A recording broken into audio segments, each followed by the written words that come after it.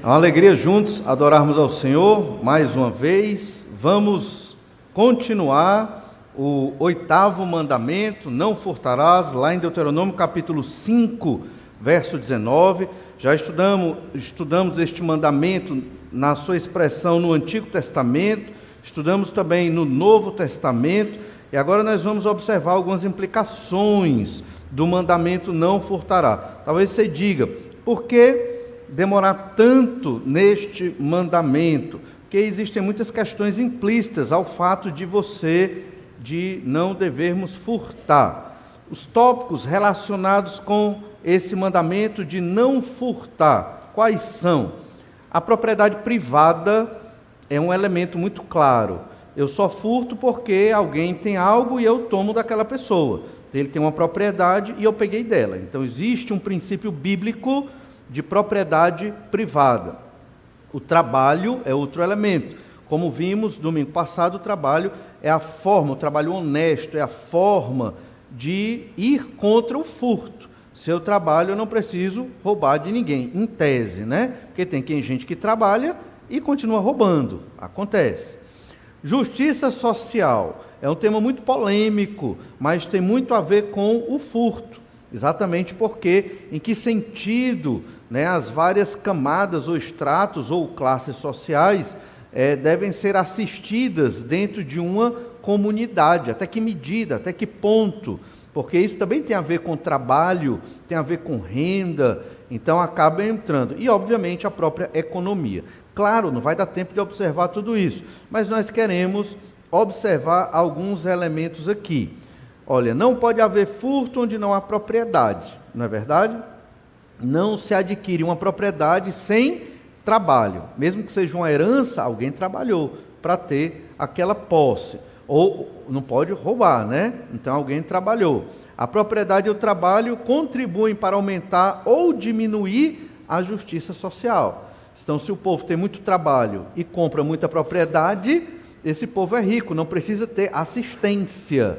Mas se não tem trabalho para esse povo, entende a relação, do não furtar com o trabalhar, com a propriedade e com a justiça social. E tudo isso, obviamente, está girando em torno do que é uma economia, como funcionam as forças econômicas dentro de uma comunidade. Não dá para ver tudo aqui, mas é importante que nós entendamos que a Bíblia tem uma orientação para tudo isso aqui.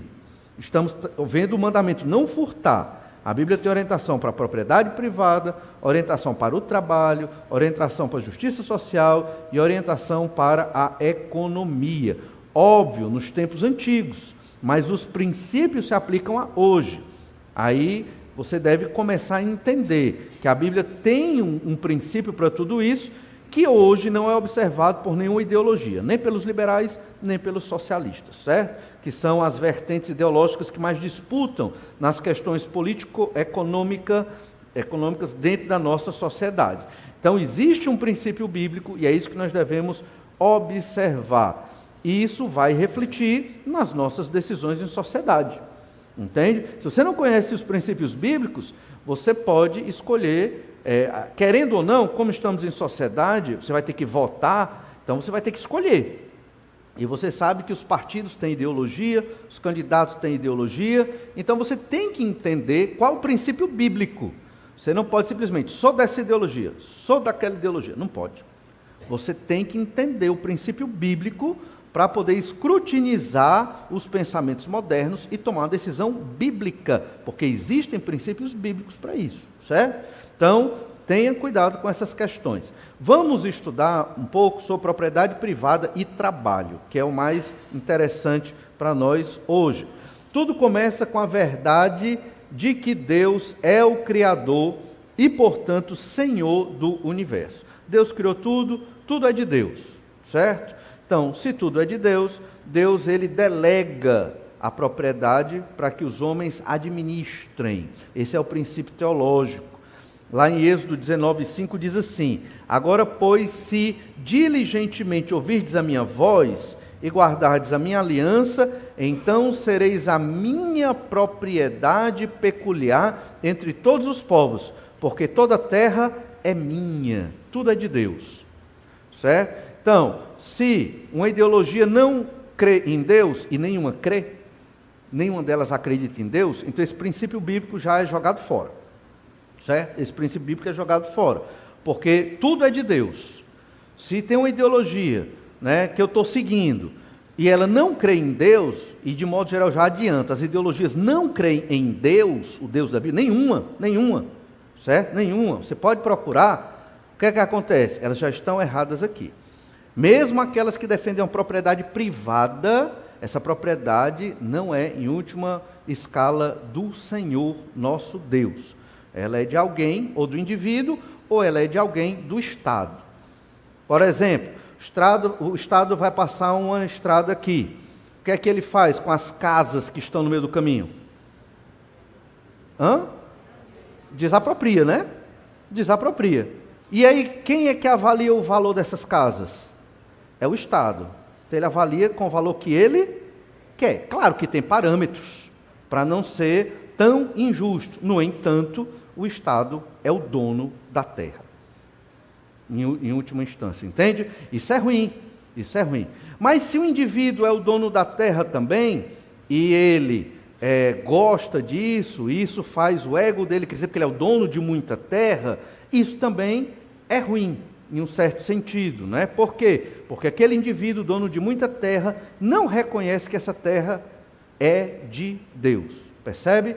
Então aqui Deus está dizendo: Israel, se você guardar a minha aliança, você será meu povo, propriedade particular, porque toda a terra é minha, tudo é de Deus. Isso é um princípio bíblico da mordomia cristã.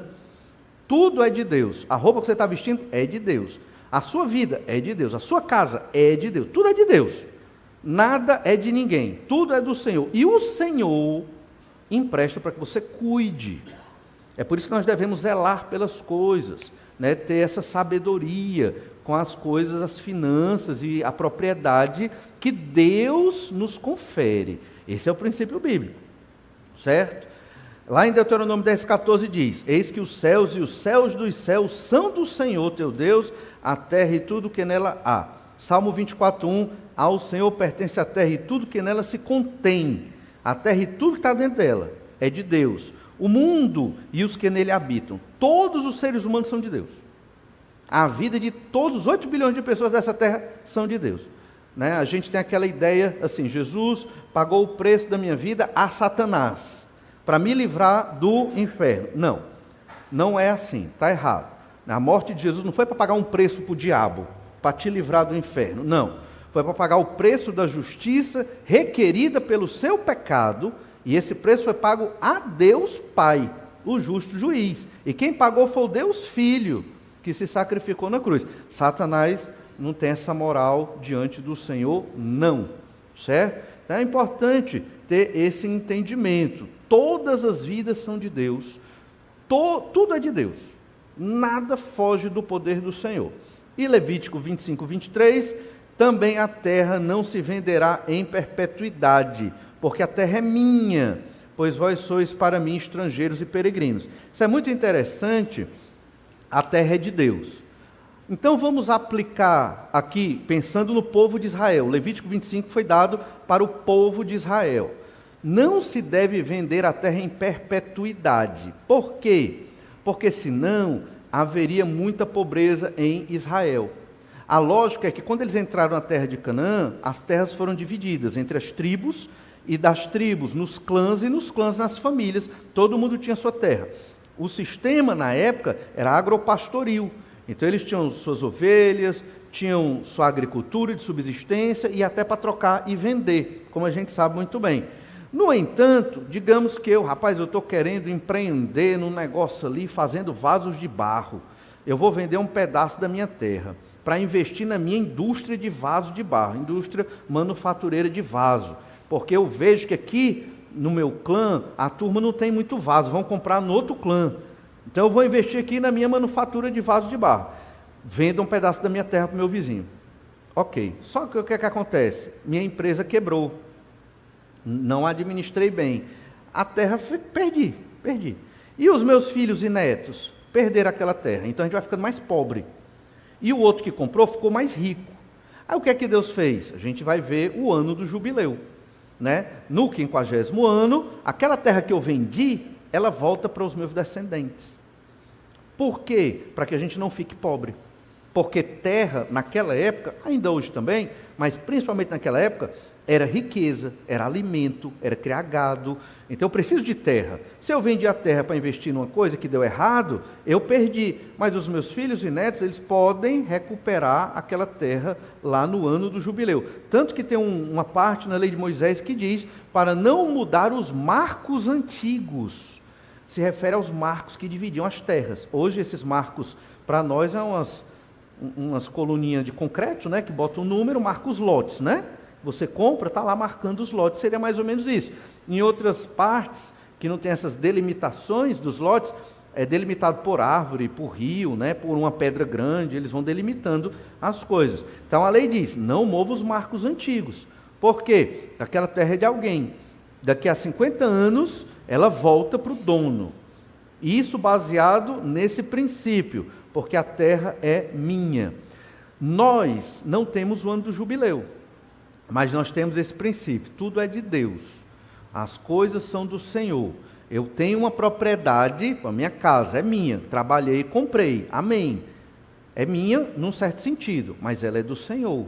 Então eu tenho que administrar com todo cuidado, porque é de Deus, é uma bênção de Deus, provisão de Deus. Eu trabalhei, mas é de Deus, percebe? Então temos que ter essa visão, porque senão vamos incorrer em vários pecados que derivam do amor ao dinheiro, né?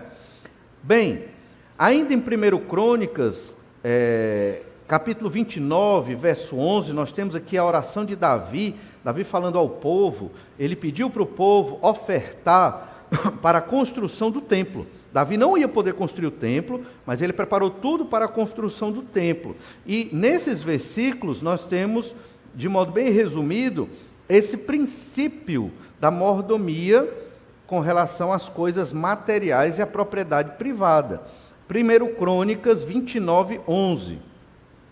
Teu Senhor é o poder, a grandeza, a honra, a vitória e a majestade, porque teu é tudo quanto há nos céus e na terra, teu Senhor é o reino, e tu te exaltaste por chefe sobre todos.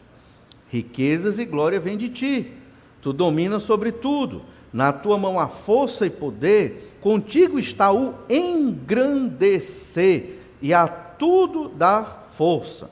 Agora, pois, ó nosso Deus, graças te damos e louvamos o teu glorioso nome, porque quem sou eu e quem é o meu povo para que pudéssemos dar voluntariamente estas coisas?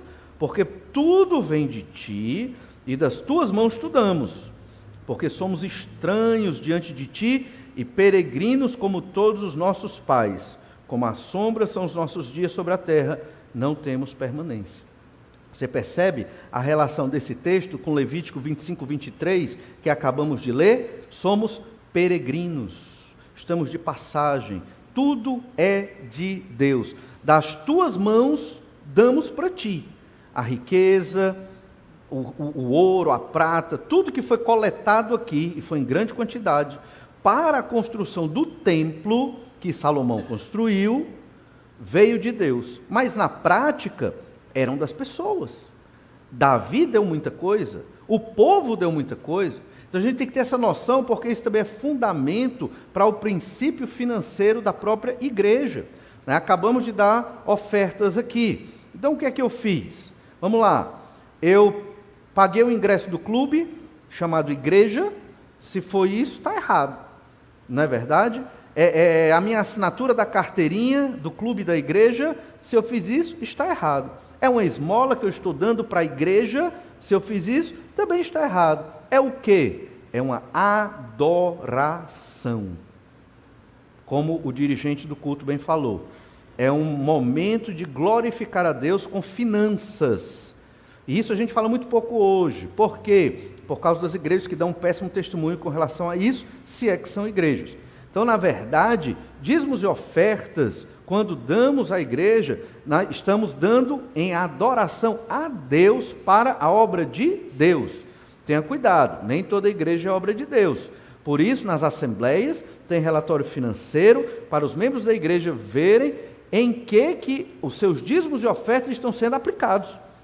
E aí você vai ver tantos por cento para missionários, tantos por cento para sustento dos pastores, tantos por cento para manutenção do prédio que a igreja se reúne, tantos por cento para seminário, associação, e aí está tudo no relatório.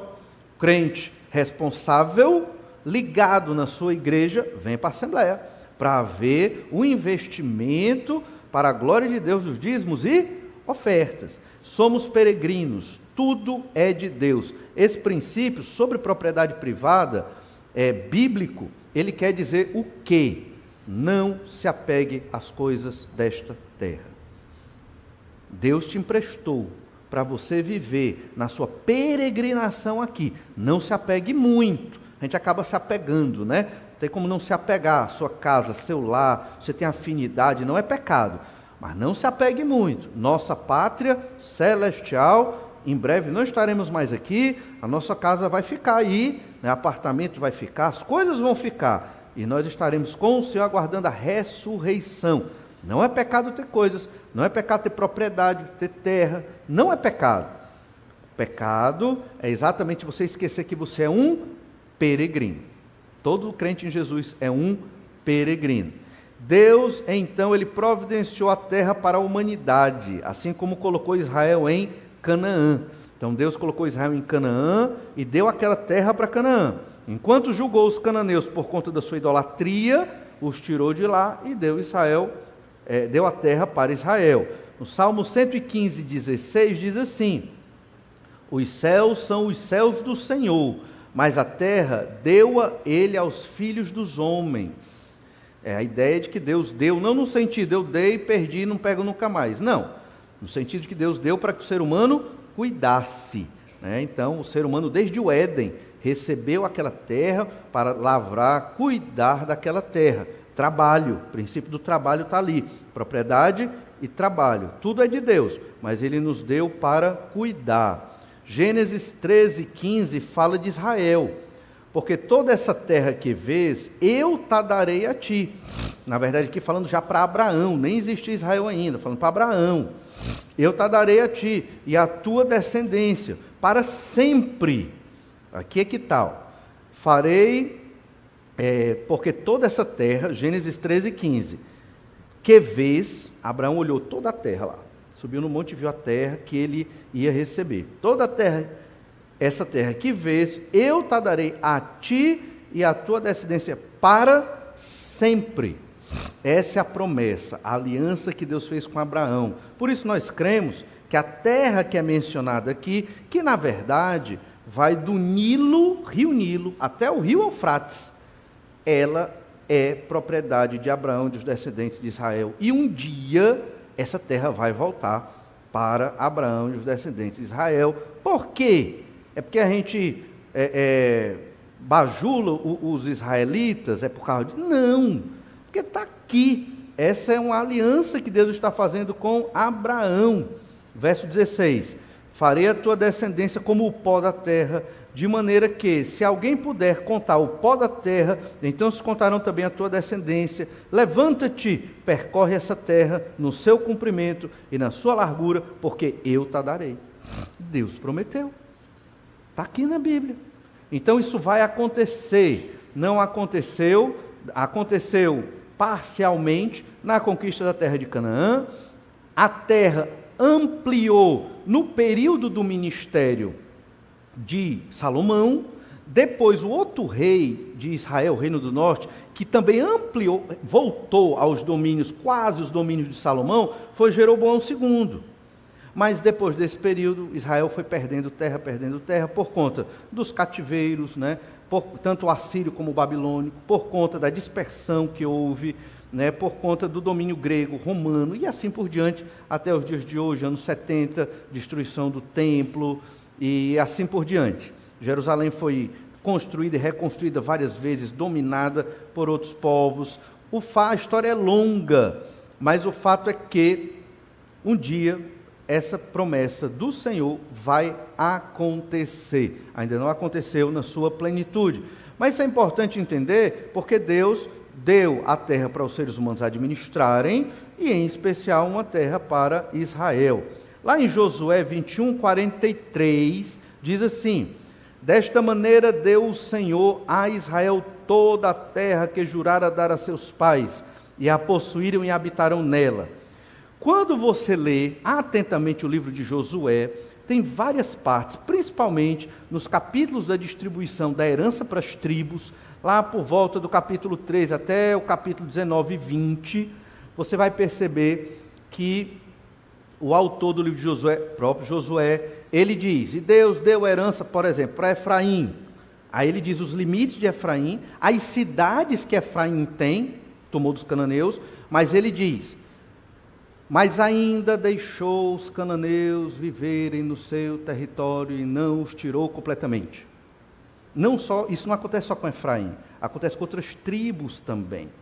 E aí foi culpa do povo, que não creu completamente em Deus e não retirou totalmente os cananeus da terra. Isso foi um problema até o período do rei Salomão. Mas Deus deu a terra para o povo de Israel, como havia prometido. Gênesis 2,15 diz, tomou, pois, o Senhor Deus ao homem e o colocou no jardim do Éden para o cultivar e o trabalhar. Então, Deus deu ao ser humano, à humanidade, a terra. Então, é bíblico entender que as pessoas têm propriedades, que são delas, dadas por quem? Deus. Óbvio que você, depois de Adão e Eva, as coisas foram se desenvolvendo, veio o dilúvio, pós-dilúvio, as pessoas foram trabalhando e comprando a sua terra, né? Depois é que veio a distribuição de terra direto de Deus para a nação de Israel. E posterior a isso, com a lei de Moisés, que estamos observando aqui, quando você queria vender a terra, você podia vender uma parte da sua terra. Só que 50 anos depois, não da venda, mas do calendário litúrgico, né, de Israel, no ano do jubileu, aí a pessoa podia, a terra automaticamente voltava para os seus proprietários. Seria interessante ter o ano do jubileu hoje, não é? Mas é uma coisa que ficou para Israel no passado. Mas é interessante deixar claro também que a lei que estamos estudando aqui, ela é boa, é maravilhosa, é perfeita, reflete o caráter de Deus. Só que ela não foi bem administrada, nem no Antigo Testamento, nem no Novo Testamento. Então, lá em Levítico 25, olha aí, Levítico 25, verso 8, sobre o ano do jubileu. Diz assim, Levítico 25, 8. Contarás 7 semanas de anos, 7 vezes 7 anos, de maneira que os dias das 7 semanas de anos te serão 49 anos. É muito claro. Então, o povo de Israel tinha semanas de dias, tinha semanas de anos, e tinha semanas de 7 anos, 3 tipos de semanas. Isso aqui vai ser muito útil quando você for ler lá Daniel 9, do 24 ao 27. Não vamos ler agora, isso é só uma dica. Quando você for ler a profecia das 70 semanas, é assim que a gente lê, com semanas de 7 anos. Mas bem, 49 anos, olha o verso 9, Levítico 25, 9. Então no mês 7º, aos 10 do mês, farás passar a trombeta vibrante. No dia da expiação, fareis passar a trombeta por toda a vossa terra. Santificareis o ano 50º, e proclamareis liberdade na terra a todos os seus moradores. Ano de jubileu vos será, e tornareis cada um a sua possessão, e cada um a sua família. Curiosidade, o termo hebraico para jubileu é o mesmo termo para carneiro. É como se fosse um ano de redenção, não é? Mas é a mesma expressão, o mesmo termo, a mesma palavra que você usa para jubileu, você também tem o sentido de carneiro, né? Pensando só no léxico, só no termo, é como se o ano do jubileu fosse um ano do carneiro. E para que serve esse carneiro? Ele é sacrificado em oferta ao Senhor. Existe ali uma redenção. No ano do jubileu, há uma redenção. Há uma redenção material. Em que sentido? Né?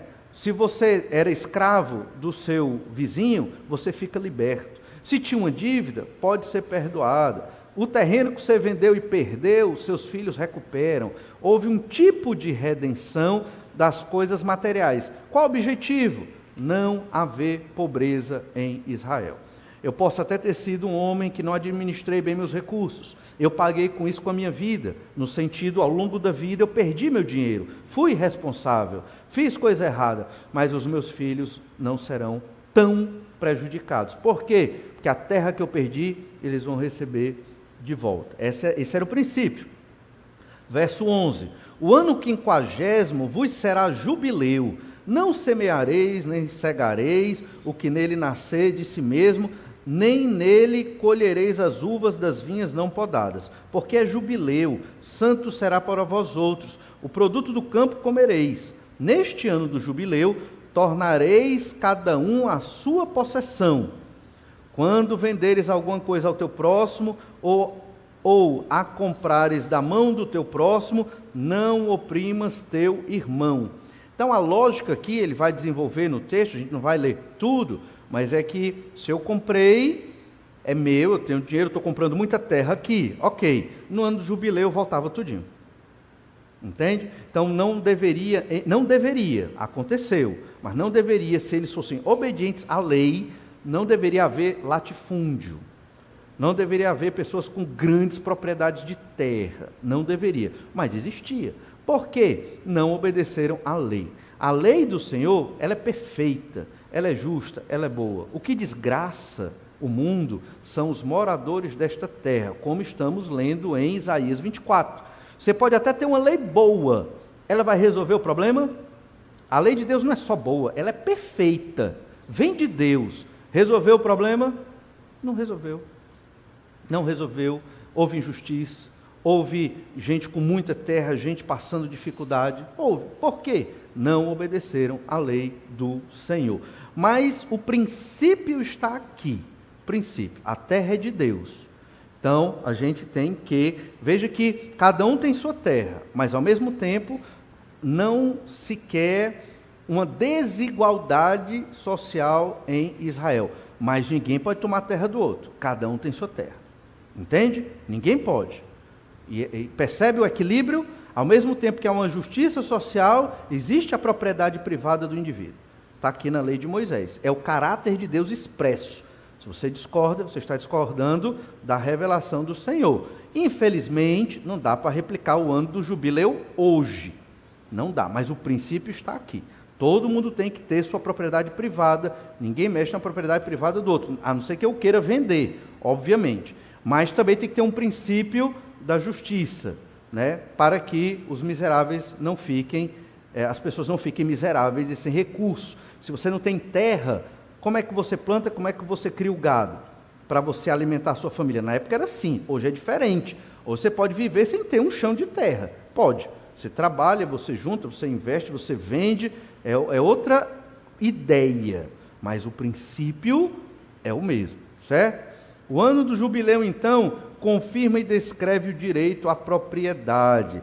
Lembrava ao judeu piedoso que a terra era do Senhor, sendo ele apenas seu fiel administrador temporário. Na antiga aliança, a propriedade era protegida pelo 8º e 10º mandamento. Então, havia uma propriedade do indivíduo e ela era protegida. Você não pode furtar, você não pode pegar. Isso aqui é daquele indivíduo, propriedade privada. E essa propriedade foi dada ao indivíduo, de Deus, né? Pensando aqui em Israel, o modelo. Na modernidade, o que é que o Estado laico fez? Tira Deus. Quem regula a propriedade sou eu. É o Estado que regula a propriedade. Não vou entrar no mérito, até que alguém tem que regular. Até que ponto é a grande questão?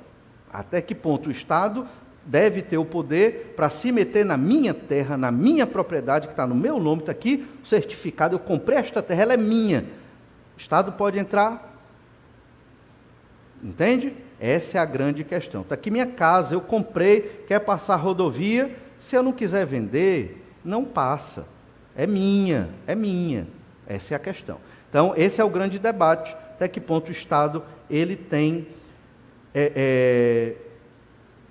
gerência sobre todas estas questões. Mas não é o ponto, é só a reflexão, certo? Lá em Levítico 25:15, diz assim: segundo o número dos anos desde o jubileu, comprarás de teu próximo, e segundo o número dos anos das messes, ele venderá a ti. Então, existe uma compra e troca de terrenos e tudo, de terra, mas, obviamente, isso aqui, no ano do jubileu, era zerado, a terra voltava para o seu possuidor. Lá em Jeremias, séculos depois, Jeremias já foi bem perto ali da invasão da Babilônia a Jerusalém, no cativeiro babilônico.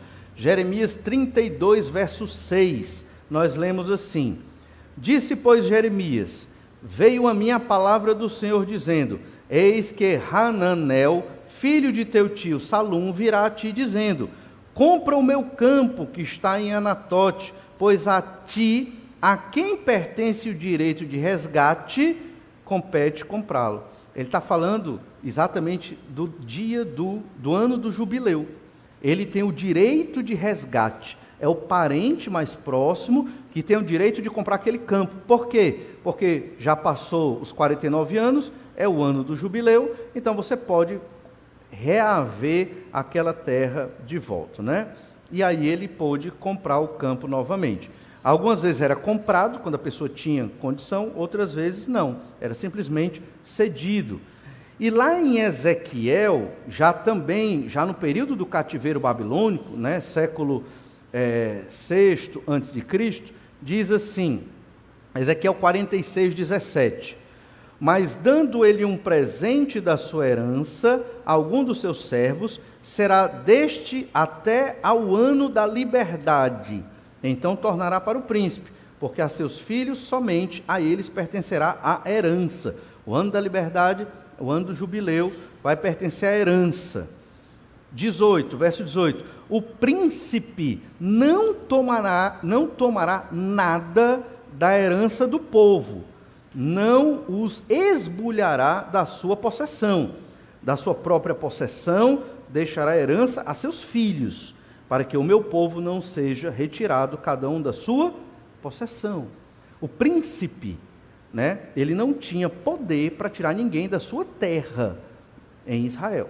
Lembrando, eles estavam longe, porque eles estavam no cativeiro aqui, profeta Ezequiel. No entanto, é o princípio do ano do jubileu que está vigorando aqui, que eles estão conversando sobre o futuro, quando eles voltarem do cativeiro. O príncipe não pode tomar a terra, né? O príncipe dê da herança dele para os seus filhos, mas não pode tomar a terra. Então você percebe aí a informação importante da Escritura sobre propriedade privada. Lá no Salmo 119, 19 diz: sou peregrino na terra, não escondas de mim os teus mandamentos. Então o entendimento é esse: sou peregrino, Deus me deu propriedades, Deus me deu bens, para que eu administre para a glória de Deus. Esses bens Deus me deu, e eu tenho que ter sabedoria para fazer isso.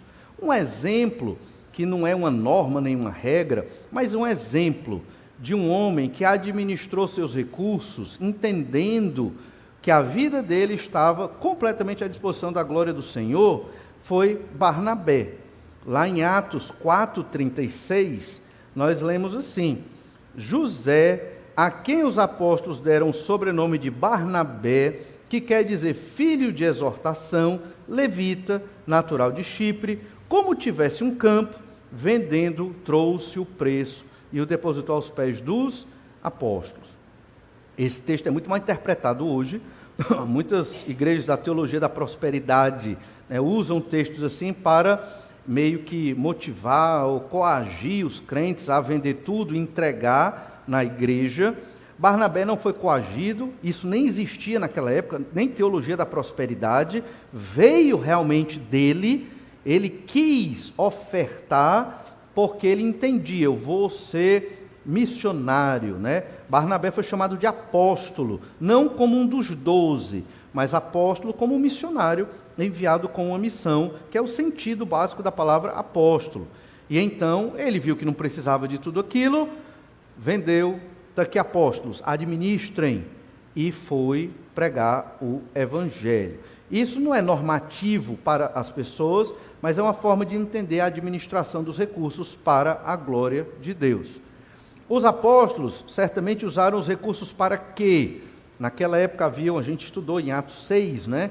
Então haviam muitas viúvas, veja que aqui é Atos 4, a questão das viúvas foi em Atos 6. Então eles tinham recursos para poder ajudar as viúvas carentes, veio dessas ofertas, como a de Barnabé, e obviamente eles investiram na obra missionária, ou pelo menos deveriam ter investido mais na obra missionária. Pensando nesse princípio da propriedade, do dinheiro e de que nós somos peregrinos, lá em Filipenses 4:11, nós lemos assim, é um texto sobre oferta missionária. Digo isso não por causa da pobreza, porque aprendi a viver contente em toda e qualquer situação. Então aqui o apóstolo Paulo tinha as necessidades dele, trabalhava como fazedor de tendas para mantê-lo e a sua equipe missionária, e aqui ele está recebendo uma oferta da igreja de Filipos, na verdade agradecendo pela oferta que ele recebeu, e ele aprendeu a viver contente em toda e qualquer situação. Quando nós entendemos que tudo é de Deus, o que eu tenho é de Deus, e o que eu tenho construir com o meu trabalho, sim, mas é de Deus, eu posso viver contente em toda e qualquer situação. Mesmo que eu seja roubado, mesmo que eu perca propriedades, mesmo que situações horríveis aconteçam, como aconteceu em Israel na antiguidade também, e acontece hoje também, mas eu posso viver tranquilo, porque eu aprendi a viver em toda e qualquer situação. Você sabe se você está realmente pensando nas coisas do alto e na pátria celestial, quando seus bens são furtados, quando você perde bens de valor e aquilo não te abala, você fica triste. Poxa, realmente, né? Foi muito ruim, mas vida que segue, vamos continuar servindo ao Senhor.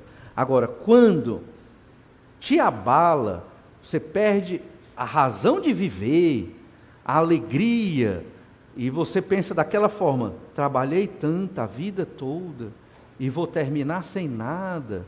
Esses pensamentos não são pensamentos que vêm de Deus, né? Não reflete a mentalidade do Senhor, a mente de Cristo, certo? Porque Deus nos deu propriedades, bens, para administrar, mas nós somos peregrinos, pátria celestial. Paulo estava dizendo isso: eu soube viver em toda circunstância, estou satisfeito. Certamente antes da conversão, o apóstolo, ele era melhor nas finanças. Depois da conversão, as coisas pioraram. Ele não era um homem que fazia tendas, ele era um rabino, ele era um homem estudado, conhecia muito da cultura grega, ele tinha um respaldo do Sinédrio, talvez até o candidato a ser membro do Sinédrio, que governava Israel naquela época do século I, e agora ele está vivendo dependendo das ofertas da igreja, como Jesus também viveu dependendo da oferta dos seus discípulos. Filipenses 4, ainda verso 12, tanto sei estar humilhado, como também ser honrado, de tudo e em todas as circunstâncias já tenho experiência, tanto de fartura como de fome, assim de abundância como de escassez.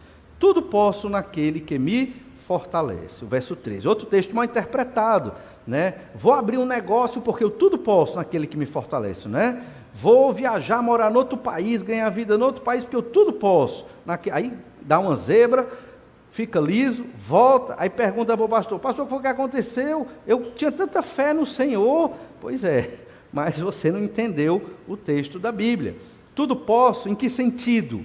Eu posso viver com pouco, estarei feliz e satisfeito. Posso viver com muito, estarei feliz e satisfeito. Só entende isso quem compreende o princípio bíblico sobre mordomia, né? Sobre a propriedade privada. Deus é dono de tudo. E nós somos apenas mordomos, servos que cuidamos das coisas do Senhor. Qualquer dia Ele tira de nós, se Ele quiser. Ou Ele dá mais, se Ele quiser. Nós temos que viver satisfeitos com o que Deus tem feito para conosco. Próximo domingo, Na verdade, no outro, nós vamos observar um pouco mais sobre trabalho. Só para deixar claro para os irmãos, são princípios bíblicos aplicáveis aos dias de hoje, mas isso não exaure todo o assunto que a Bíblia traz sobre propriedade privada. É só para os irmãos entenderem que esse mandamento, o 8º mandamento com relação a furto, ele evoca esse entendimento de propriedade privada e o entendimento de trabalho, que nós vamos observar próximo domingo. Vamos orar, pedir que o Senhor nos abençoe. Te louvamos, ó Pai, porque o Senhor é um Deus bom, maravilhoso, todo-poderoso, Criador do céu e da terra. Obrigado, Senhor Deus, porque entendemos pela Tua palavra que tudo é Teu e o Senhor dá a quem o Senhor quiser. Obrigado, Senhor, porque o Senhor nos tem abençoado, nos dando vida, saúde, posses, bens, tranquilidade, para podermos, ó Pai, dedicar as nossas vidas, a nossa família, os nossos bens, para a honra e glória do Senhor. Vivemos, ó Pai, numa sociedade extremamente materialista.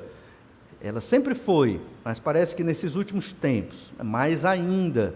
Pedimos, ó Deus, que o Senhor nos dê sabedoria para a luz do 8º mandamento, compreendermos as implicações dele para a nossa época e dependermos de Ti, confiarmos no Senhor, de que o Senhor cuida de nós, de que somos peregrinos, de que a nossa felicidade não está nas coisas desta terra, mas sim na pátria celestial, naquele dia em quando estivermos com o Senhor ressurretos no novo céu e nova terra. Dai-nos sabedoria, ó Pai, e ajuda-nos a viver para a honra e glória do Teu nome.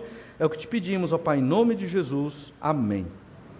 Deus lhe abençoe, lhe dê um bom almoço e até a noite, às 18h30.